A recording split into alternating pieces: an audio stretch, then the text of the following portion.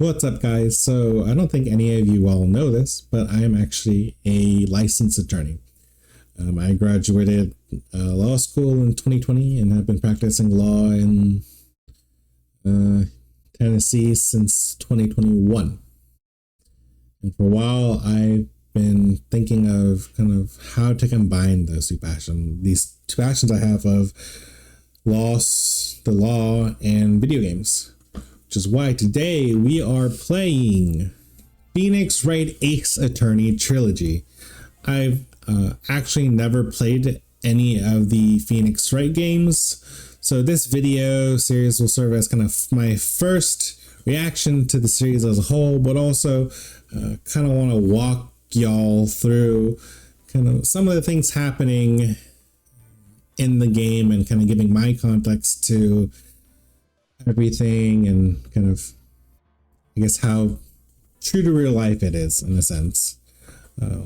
But before we begin, disclaimer: nothing that I say or do in this series should be considered legal advice. If you do need legal advice on any situation you're going through, please seek a licensed attorney in your area for help. Also, any situation or case I discuss outside of what's happening in the game are all hypotheticals and are not indicative of real individuals or real people. Thank y'all, and let's get back to the video. Okay, let's start a new game, guys. Oh, that makes sense. I gotta pick one of the three. I guess we'll start with Ace Attorney, Episode 1, The First Turnabout.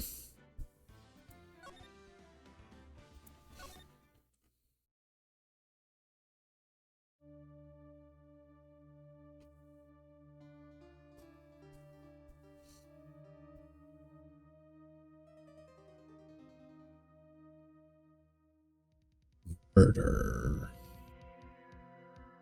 Damn it. Why me? I can't get caught. Not like this. I'm gonna find somebody to pin this on. Someone like him. Why does it look like this man's got a little mole stuck in his head? Why is it in the middle of his forehead like that? Like exactly in the middle. Kind of weird.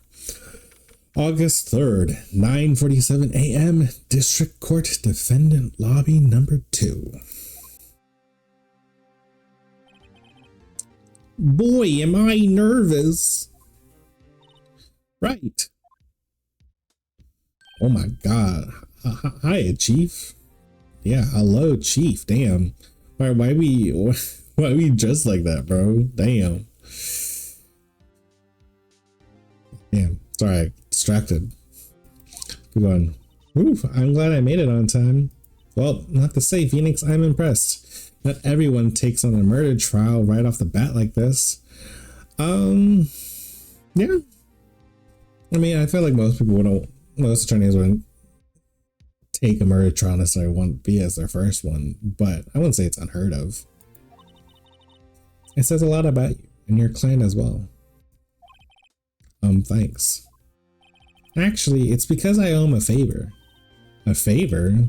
You mean you knew the defendant before the case? Yes, actually, I kind of owe my current job to him. He's one of the reasons I became an attorney. Well, that's news to me. Also, why is she looking at us like that? Like, she trying to rizz us up? Like, damn, like, goddamn. Like, okay. Anyways, just keep going. I want to help him out any way I can. I really want to help him. I owe him that much. It's over. My life, everything, it's all over. Is that your client screaming over there? Yeah, it's him. Death. Despair. Oh, I'm gonna do it. I'm gonna die.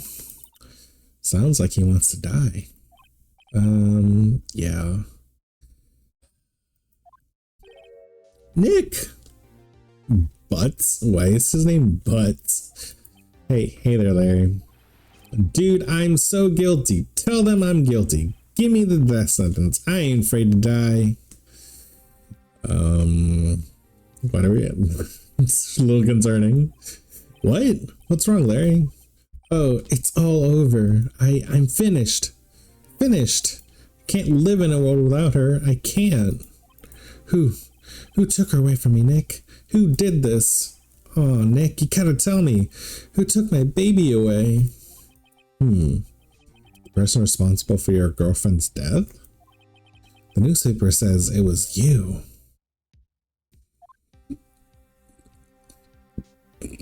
My name is Phoenix Wright.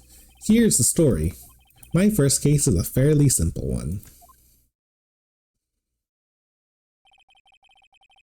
Damn.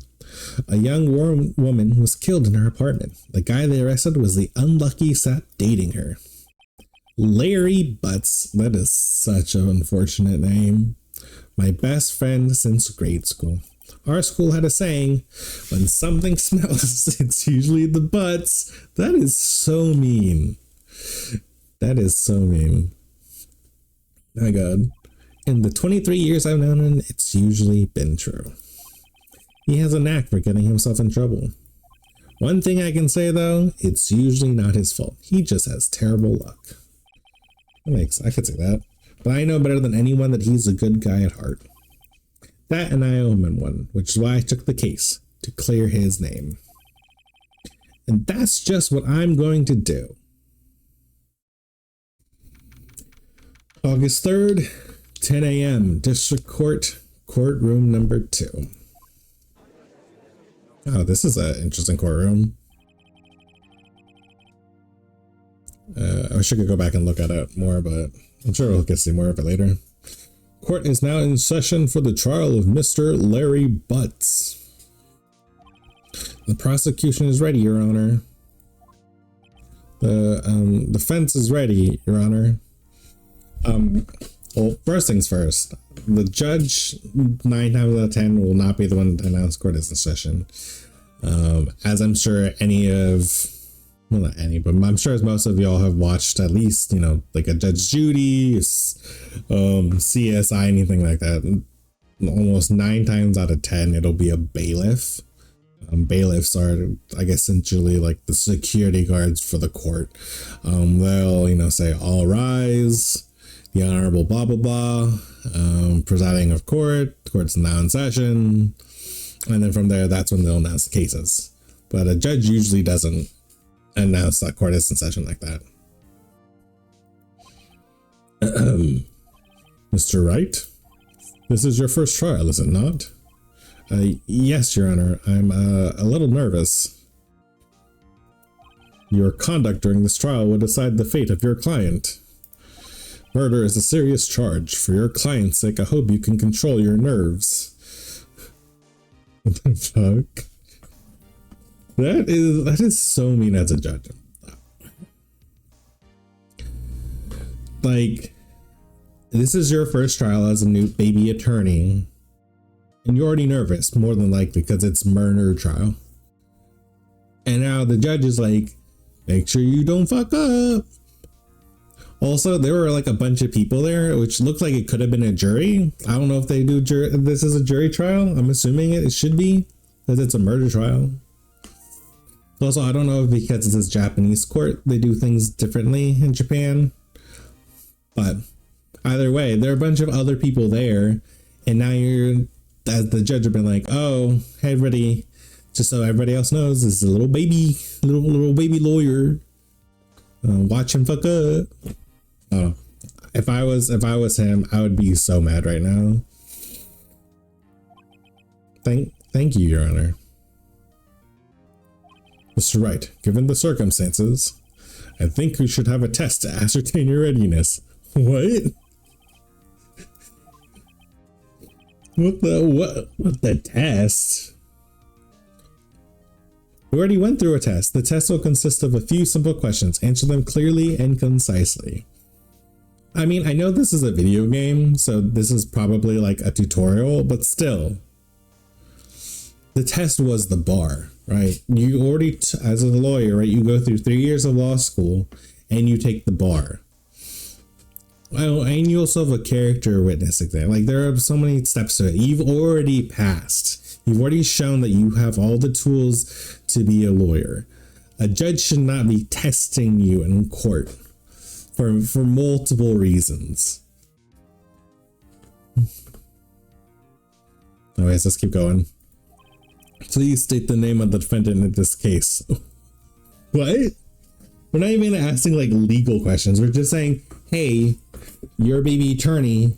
Let's just make sure you're not a dumbass. So, what the fuck? Anyways, Larry BUTZ. That is our name, Larry BUTZ. Just keep your wits about you and you'll do fine. Next question. This is a murder trial. Tell me, what's the victim's name? Whew, I know this one. I'm glad I read the case report cover to cover so many times. It's... Wait, uh-oh. No way. I forgot. I'm drawing a total blank here.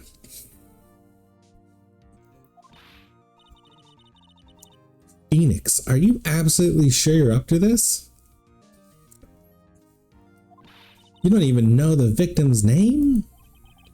Oh, the victim. Of course, I know the victim's name. I mean, to be honest, you wouldn't even need to know the victim's name technically, because you would more likely have everything in front of you. You just look down and read the name. Oh, this is just so dumb.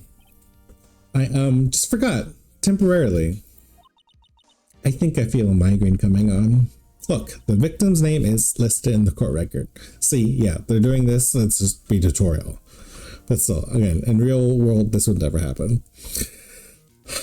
Okay, just press the tab to check it anytime, okay? So hit tab, court record, attorney's badge.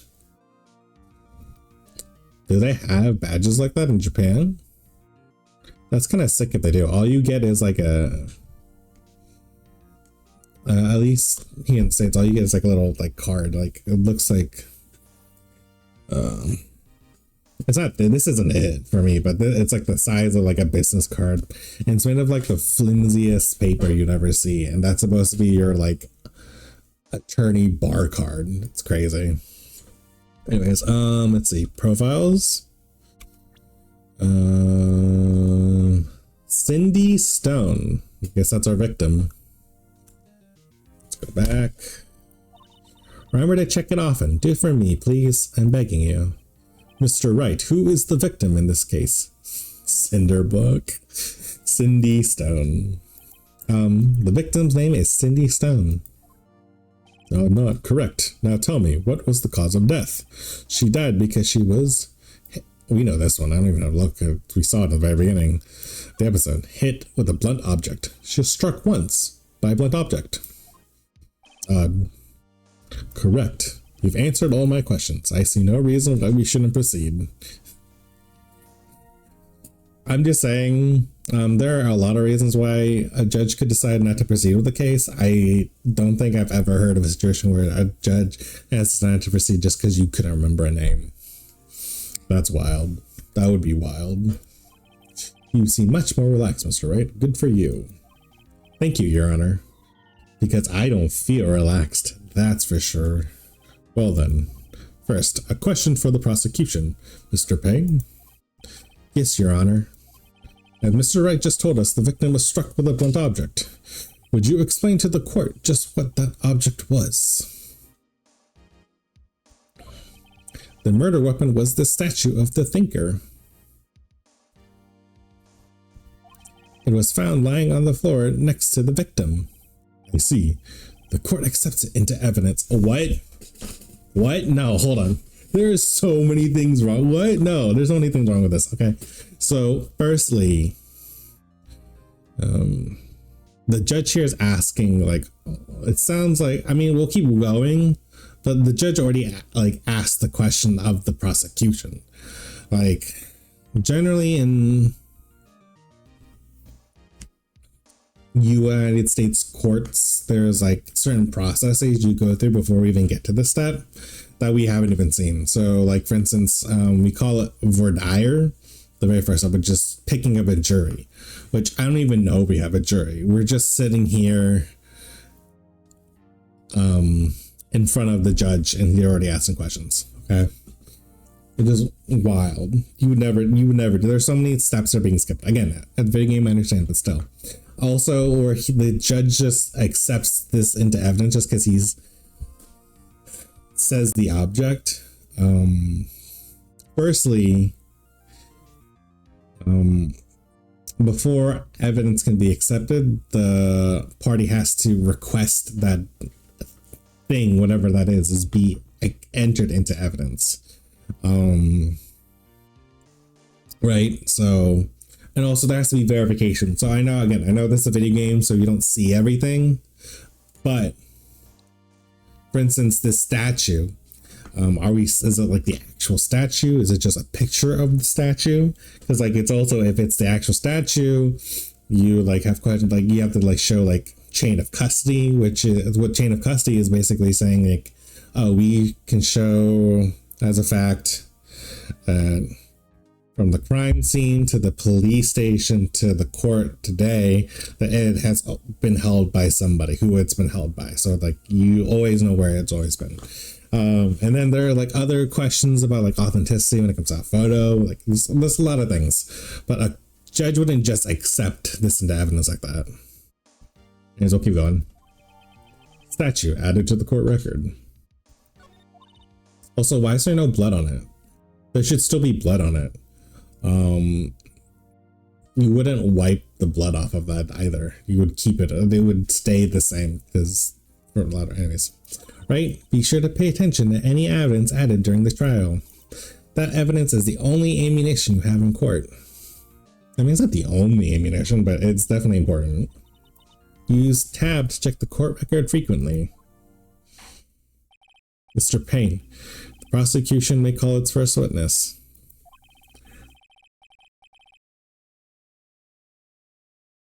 What? So again, first things first, we're skipping a couple of steps. I mentioned voir dire, but we're also skipping what they call opening statements. So opening statements in the United States court system, at least, again, I know this is technically a Japanese game, so Japan court could be different, but in the United States, you have what is called opening statements. Each party, so in this case, the prosecution and then the defendant, would each take their turns giving an opening statement. So usually it's saying, there's obviously some embellishment to try, be like convincing to the jury, but it's basically saying, telling a story, saying, this is what you will hear, this is what you will see, this is what you will be trying to be proved, that sort of thing. You do not, the only restriction on opening statements is you do not make arguments. You cannot say, generally you cannot say things like, he is innocent, blah, blah, blah. You can't say that. You save that for closing arguments. Opening statements is a lot more broad in terms of just saying, you will hear this, you will see this, they will prove this, they will prove that, right? That's all you can really say. Secondly, here, prosecution calling the defendant Mr. BUTZ to the stand. Usually, as the prosecution, you do not call the defendant as your first witness to a stand. That's the prosecution. Usually, I would not usually call the defendant overall as a witness to the stand. Mainly because they will be what the legal term is hostile witness. So,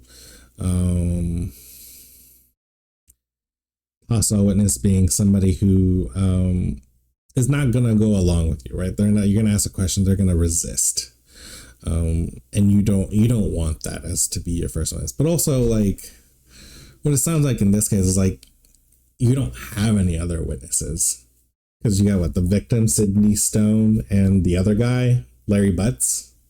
So I mean, I guess in this case, there's nobody else so far as I can see. So I guess it could make sense that you would call the defendant. Anyways, let's keep going. Chief, what do I do now? Pay attention.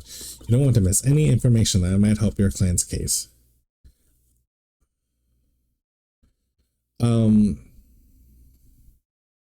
You should know all this information to be fair. They're your client. You would have had, prior to being in trial, you'd have had multiple sessions. You'd have multiple chances to speak to them, know what they're gonna say, know what they know, all this stuff. You would not be finding this out on that day. Also, let me see. Yeah, chief attorney at Fay and Co. So it's like so it sounds like they're a private law firm. As a private law firm, you have a lot more resources and a lot more time. They don't look like they're like you're a public defender, right? Where like you get a case and you only got like 20 minutes. It sounds like he came to you with this and we took the case. So there should, this is, again, I understand it's a game, but still, this is not how that should be. This should not be how you find this information out for the first time. Let's just hope he doesn't say anything unfortunate. Again, you should know what he's going to say for the most part. Obviously, people are people. They're going to surprise you. They're going to say wild things. But 9 times out of 10, you should know what your client is going to say if they're put on the stand. So again, this is very concerning for many reasons as a lawyer. Oh, Larry gets excited easily. This could be bad. Well, again, you would coach them to not be so excited. You would tell them how, just be natural, be yourself. Don't let yourself get riled up, all these things. Anyways, Mr. BUTZ, is it not true that the victim had recently dumped you?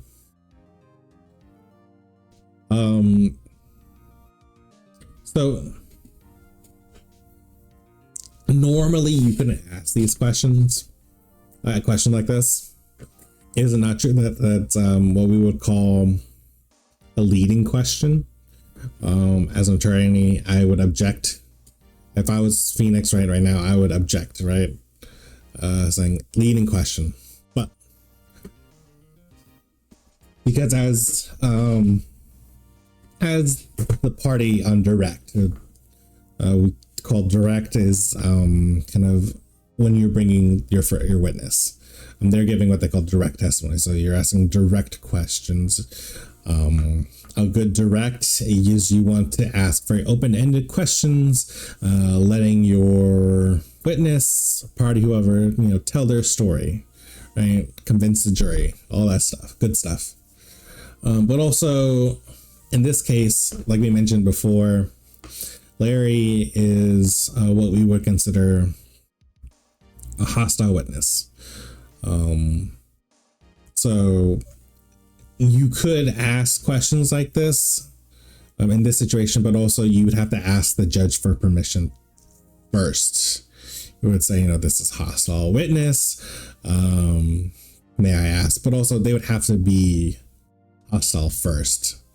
You still couldn't ask questions just like this right off the bat. You would have to, again, ask your very general questions. And then if they're resisting and doing something that makes them hostile, right? Like getting angry at you, yelling, not answering the question, all this, and then you can be like, treat them as a hostile witness. But again, you would not be asking these type of questions right off the bat. Like this. Hey, watch it, buddy. We were great together. We were Romeo and Juliet, Cleopatra and Mark Antony. Didn't they all die? I wasn't dumped. She just wasn't taking my phone calls or seeing me, ever. What's it to you anyway?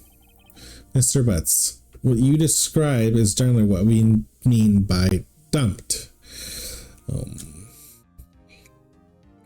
So, another point.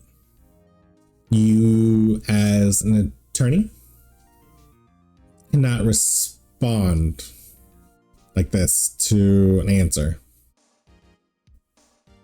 When you ask the question, they answer, you move on to your next question. You aren't really allowed to kind of respond or comment on their answers like this. Generally speaking, you would, for the most part, get objected to. In fact, she had completely abandoned you and was seeing other men. Again, you couldn't do this.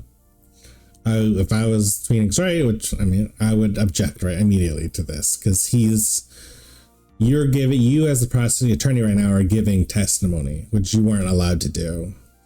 All testimony should be coming from witnesses. So immediately, this is objectionable on so many different levels. She had just returned from overseas with one of them the day before the murder.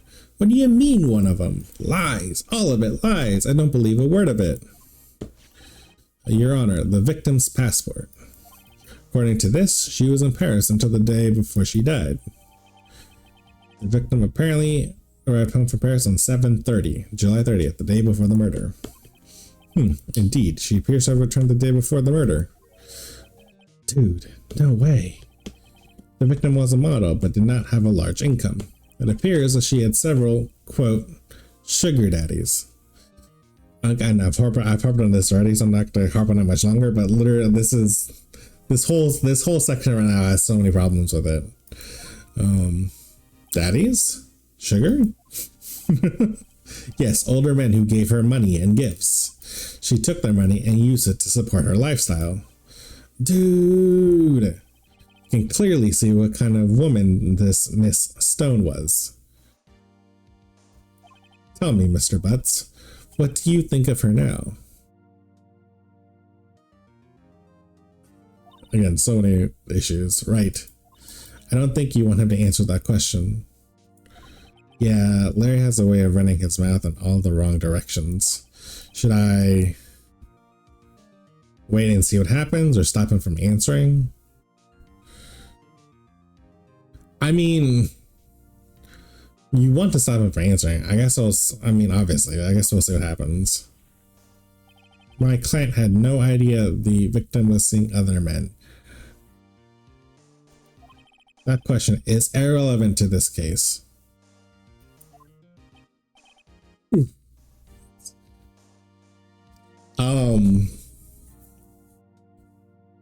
Yeah, so you could object to that on relevancy. I could see an argument again for that to be questioned, still be relevant at some point, but there wasn't enough, what's it called? We call it foundation. So generally, you, like a house, right? You have a foundation, you build on that. You can't just put something out there with nothing, right? So in this case, if Payne here had asked more questions beforehand to establish whether he knew that information, if he did, then this might be some more relevant towards, motive, things of that nature. But right now, yeah. Dude, Nick, what do you mean irrelevant? That cheating she-dog. I'm gonna die. I'm just gonna drop dead. Yeah, and when I meet her in Afterlife, I'm going to get to the bottom of this. What's happening? Let's continue with the trial. I believe the accused's motive is clear to everyone. Yes, quite. No, what? No. A judge can't say that. You can't say that. What? No. This is clearly showing by. That's insane. Anyways. Oh boy, this is so not looking good. Next question. You went to the victim's apartment on the day of the murder, did you not? Well, did you or did you not?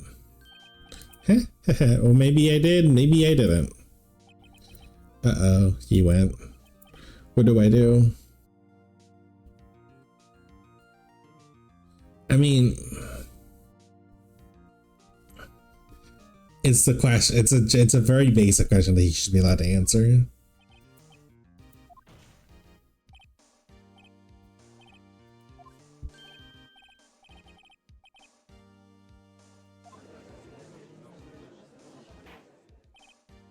Order. Well, Mr. BUTZ, dude, chill. She wasn't home, man, so I didn't see her. Your Honor, the defendant is lying. Lying? Prosecution would like to call up witness who can prove Mr. Butt is lying. What? Hold on.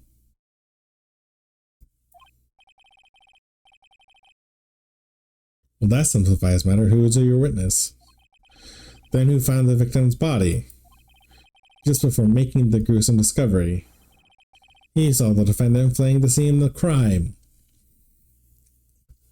You can't just call a witness in the middle of a new witness in the middle of your first witness. That's not how that works. You finish with your witness and then later you bring in another witness to establish that. Or you object and say that you have other witnesses that can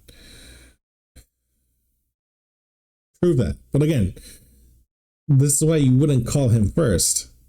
You would have called the other witness first to establish all of that, and then have him come back and refute that, right? And like basically, also the fact that everybody's surprised that there's another witness. This is such a catch-22. It's insane. You would not do that. You would be required to have all your witnesses in advance. There are very few situations where you're allowed to call in witnesses last minute. This is not one of those, though. Mr. Payne, the prosecution may call its witness. Yes, Your Honor. This is bad. On the day of the murder, my witness was selling newspapers at the victim's building. Please bring Mr. Frank Sahwit. Sahwit? I don't know. I can't say the name. Mr. Sahwit, you sell newspaper subscriptions, is this correct? Oh yes, newspapers, yes. It's just so you may proceed with your testimony. Please tell the court what you saw on the day of the murder. See, this is a good direct question right here. It's very general, very open. It gives the witness ample opportunity to kind of just tell their story. Witness testimony, witness's account. I was going door to door, selling subscriptions when I saw a man fleeing an apartment. I thought he must be in a hurry because he left the door half open. Thinking it strange, I looked inside the apartment. Then I saw her lying there, a woman, not moving. Dead. I quailed in fright and found myself unable to go inside. I thought to call the police immediately. However, the phone in her apartment wasn't working. I went to a nearby park and found a public phone. I remember the time exactly. It was 1 p.m. The man who ran was, without a doubt, the defendant sitting right over there.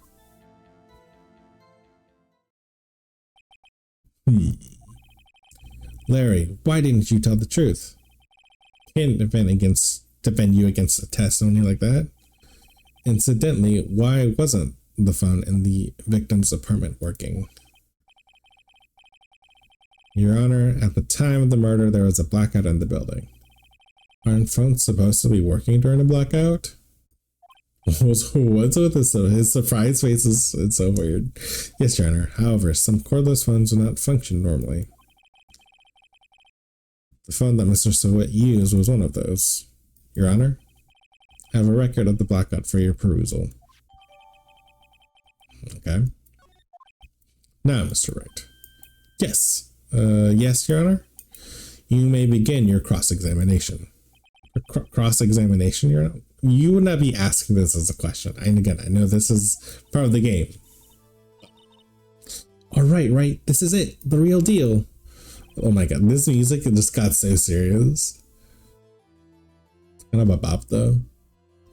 Exactly what am I supposed to do? You would know. No, you would know what you're supposed to do. Why you expose the lies in the testimony the witness just gave. Lies? What? He was lying? Why? Why do I feel like, why do I sound like such an idiot?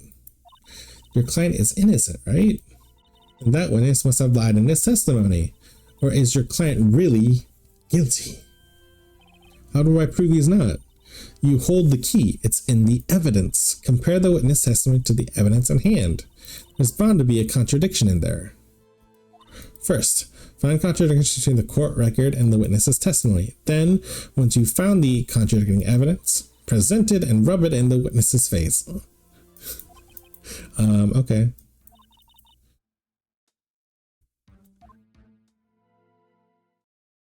Um, you know, cross-examination is very important, right? Because it does show contradictions. It shows, right, the veracity of the witness's statement. But we don't do it to quote unquote rub it into the witness's face. That doesn't look good on you as an attorney. Doesn't look good on the profession. Like we, at the end of the day, what's the word? At the end, we still want to be respectful. I was going door to door selling subscriptions when I saw a man fleeing an apartment. Oh God, I did not mean to hit that.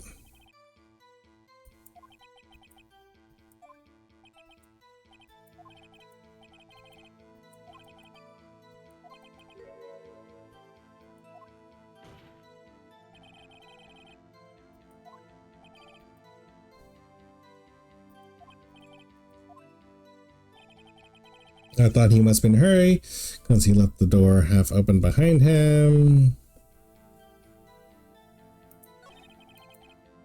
Hold on, can I say? Hold on.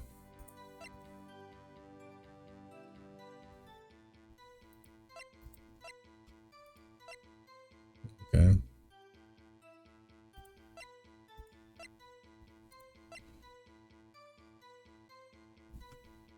Okay. Something strange, and I saw her lying there, a woman, not moving, dead. I crawled in front and found myself unable to go inside. I thought to call the police immediately. However, the phone in her apartment wasn't working. I went to a nearby park and found a public phone. Around the time exactly, it was 1 p.m.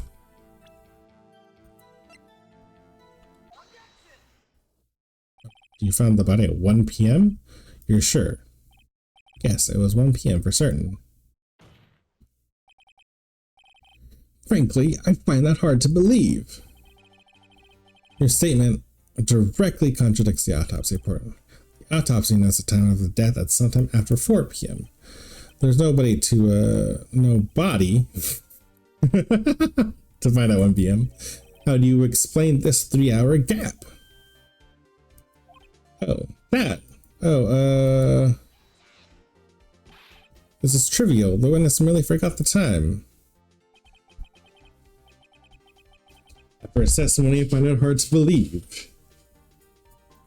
Mr. Sahwit, why were you so certain that you found the body at 1 p.m.? Gee, that's a really good question. Great job, right way to put him on the spot. That's all you have to do. Point out contradictions. Lies always beget more lies. See through one, and their whole story falls apart. Wait, I remember now. Do you care to give your testimony again? Okay.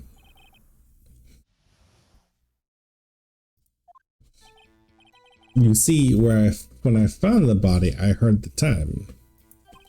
There was a voice saying the time. It's probably coming from the television. Oh, but it was 3 hours off, wasn't it?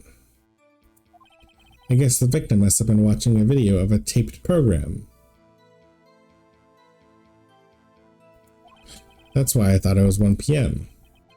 Terribly sorry about that misunderstanding.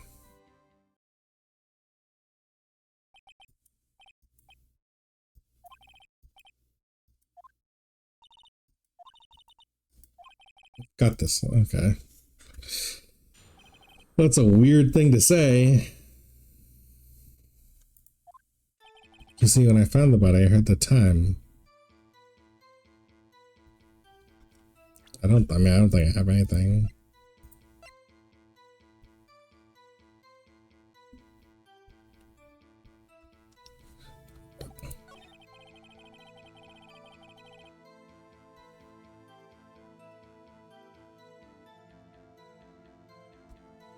You wouldn't, there's a black guy, hold on, yeah. Well, they're right there. Also, the whole objection thing, like, it's cool, for sure. I love it. It's classic, right? He's right, but in reality, you would say you would say objection nicely. You wouldn't be like objection. You'd be objection, Your Honor. You want to be respectful. You want to. If I objected the way Phoenix Wright objects in this game, I'd get kicked out of court, more than likely, or be reprimanded in one fashion or another. So, anyways, keep going. The prosecution has said there was a blackout at the time of the discovery. This record proves it. You couldn't have heard a television or a video. What was that face? The defense has a point. Do you have an explanation for this, Mr. Sahwit?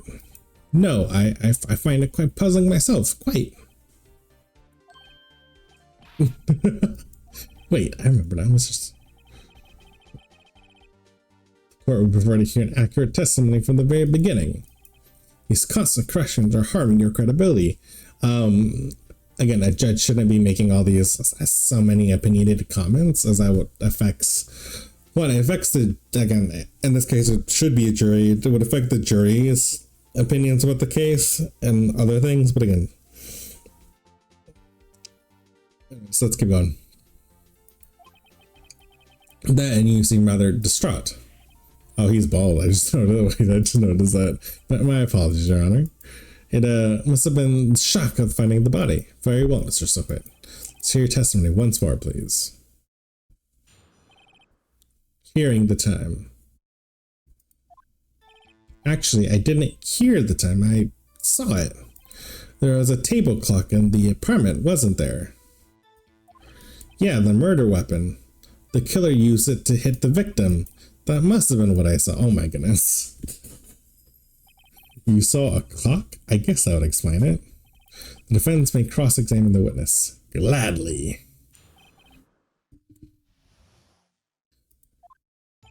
Actually, I didn't hear that. Where is it? There's a table clock in the apartment. Yeah, the murder weapon. The killer used it to hit the victim. You did not. Wait just a moment. The murder weapon wasn't a clock. It was the statue. Now, how is this supposed to be a clock? Dun, dun, dun, dun, dun, dun, dun, dun, dun, dun, dun, dun. Oh my gosh. You with your objections and your evidence, just who do you think you are? What? Who do you think you are? An attorney doing my job. Just answer the question, Mr. Sahwit. Hey, I saw it there, okay? That's a clock. The statue's a clock? Your Honor, if I may. Yes, Mr. Payne. As the witness stated, the statue is indeed a clock. Oh. The neck has a switch. You just tilt it and it says the time out loud. As it doesn't look like a clock, I submitted it as a statue. My apologies. I see. So the murder weapon was a table clock after all. Well, Mr. Wright? Yes. Yeah. The only way he could have known the weapon was a clock is to hold it in his hand. Yet the witness testified he never entered the apartment. Clearly a contradiction. The witness knew it was a clock because he went into the apartment. You were inside the apartment on the day of the murder. Oh, yeah, prove it. Prove I went in there. I'll do better than that. I can prove you were the one who killed her. Oh my goodness. You struck her with the clock, and the shock of the blow triggered the clock's voice. That was the sound you heard. Order in the court. Intriguing. Please continue, Mr. Wright. Yes, Your Honor. Mr. Sahwit, the sound must have left quite an impression on you. Understandable, since the murder weapon spoke just as you hit the victim. That voice was burned into your mind. That's why you were so certain about the time. But what's the meaning of this? This is all baseless conjecture. I mean, he's not wrong. That is true. It's all baseless conjecture. For the most part. Just look at the witness's face. That doesn't... Would the witness care to elaborate? Did you strike the victim with the clock? Again, this whole thing, there's so many things wrong with it. But we'll keep going. Look, the clock, I heard, no, I mean, I saw. What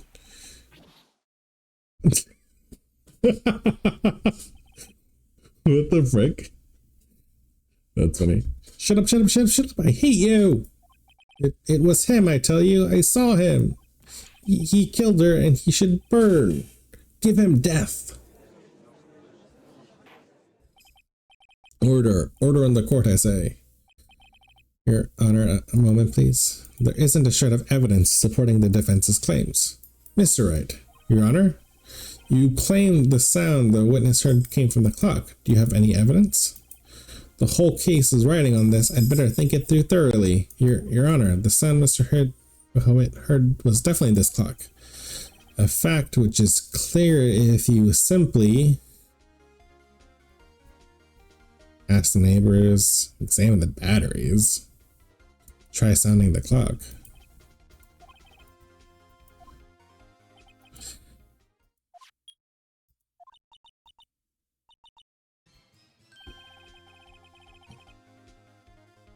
It certainly is a strange way to announce a time. Well, he is the thinker.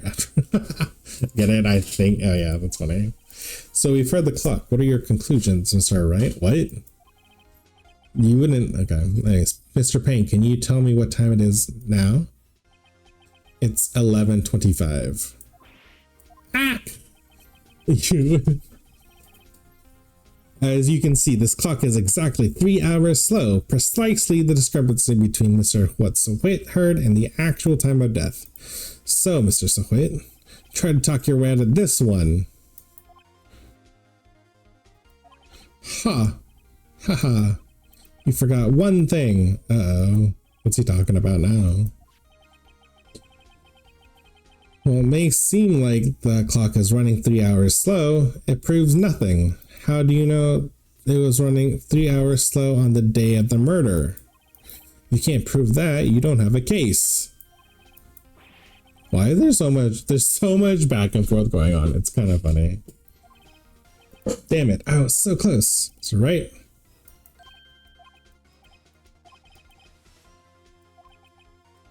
What?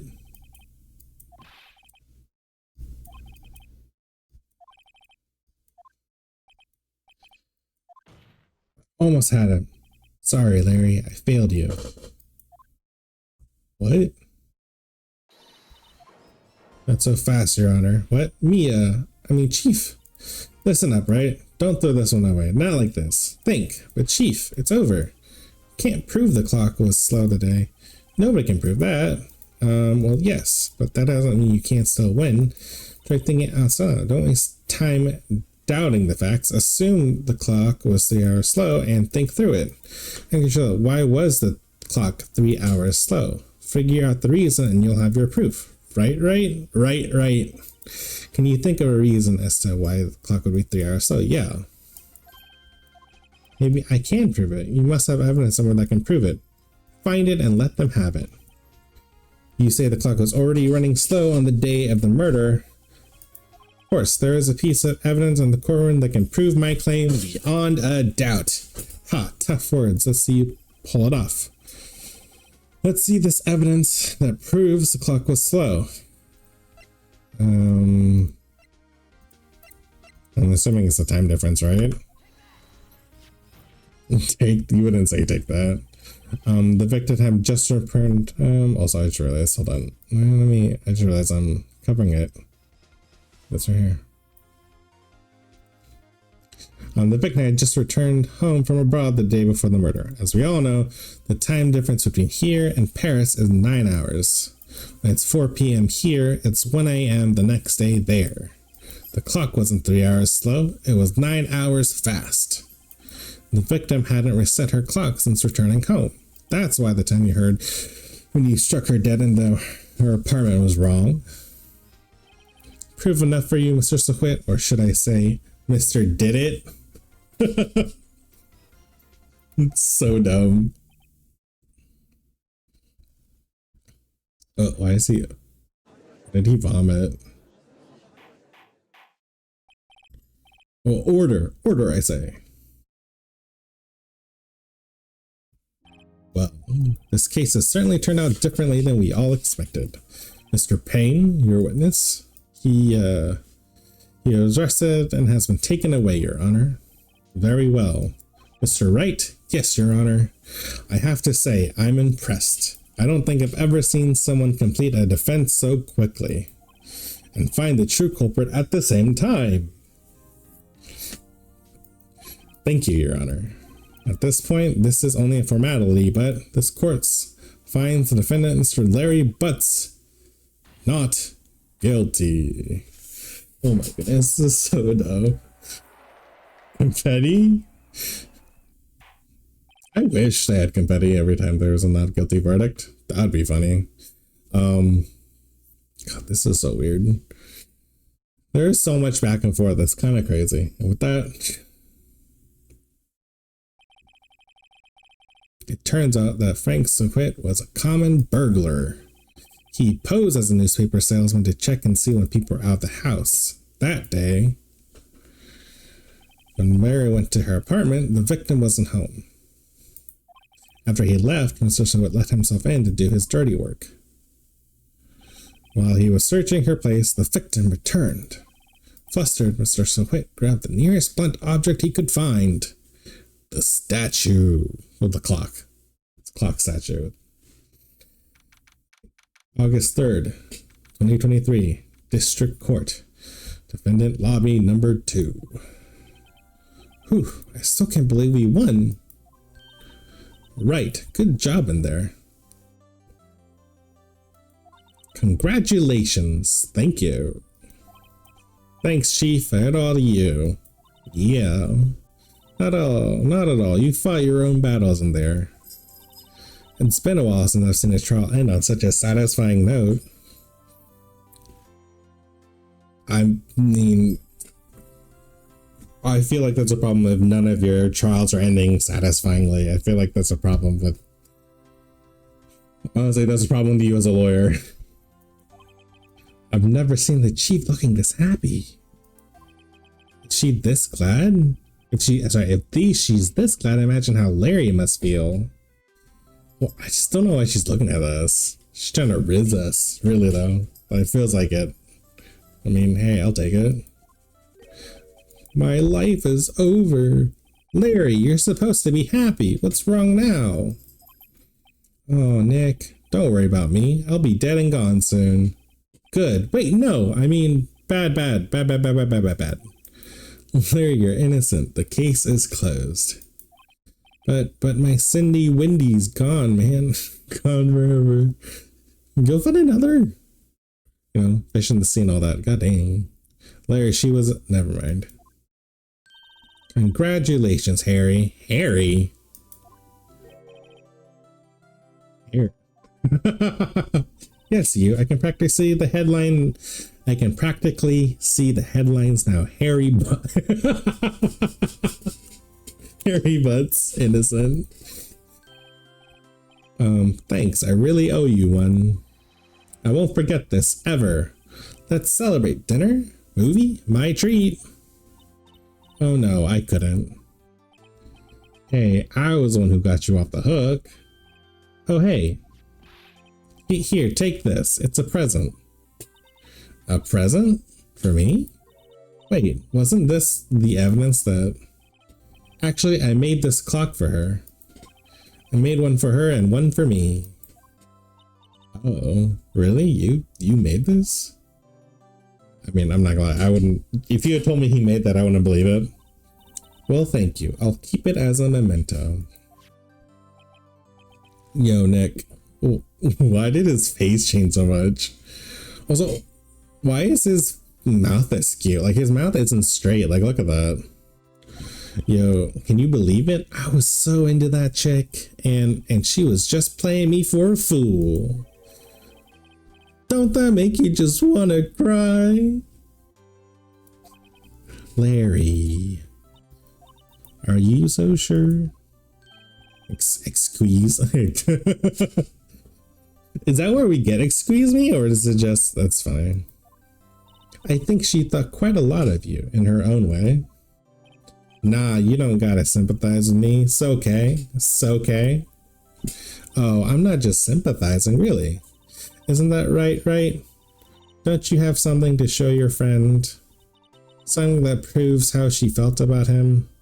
Huh? Oh, yeah, right. What the heck is she talking about?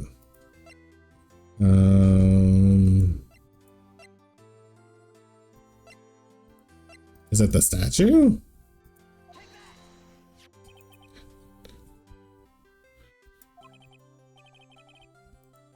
This is the clock you made for her, Larry. And she took it with her when she traveled. Whatever. She probably just needed a clock, that's all. You think so? It's a pretty heavy clock to take traveling.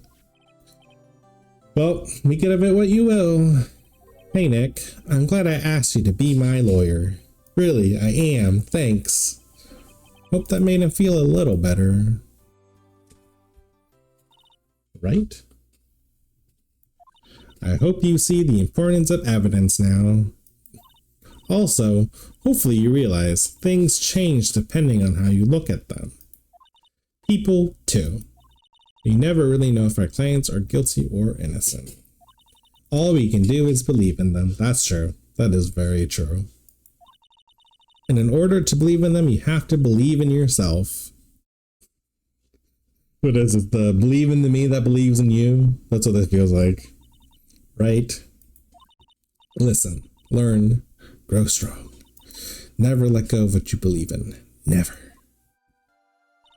Well, I think our work here is done. Shall we be off? Yeah, I guess so. Say, how about dinner on me? She's taking us out to dinner? Bro, she is trying to riz us. W-Riz. We'll drink a toast to innocent BUTZ. Just us? Yeah. Oh, speaking of Harry, you were saying part of why you became a lawyer was because of him. Yeah, part at least. You'll have to tell me more about it sometime. Maybe over drinks? She is trying to riz us, bro. Bro, she's trying to riz us. I'll take it. Like, damn. Riz me up real good. I'll do it. Larry slapped me on the back and said, gee, Nick, it's good to have friends. But I'm pretty sure he's not going to pass. Unless you count the clock he gave Mia. I didn't know it then. But that clock was soon going to be at the center of another incident. And my promise to tell the chief about me and Larry, we won't promise that I wouldn't be able to keep. What? The end. Oh, episode 2. Well, guys, we're gonna call it there for today. Thank you all for watching. If you liked this video, please make sure to hit the like, subscribe, and hit that notification bell. I'm gonna hopefully put out another episode of this if y'all enjoy it. Put down any comments y'all want about the video, and I will see you guys next time. Bye.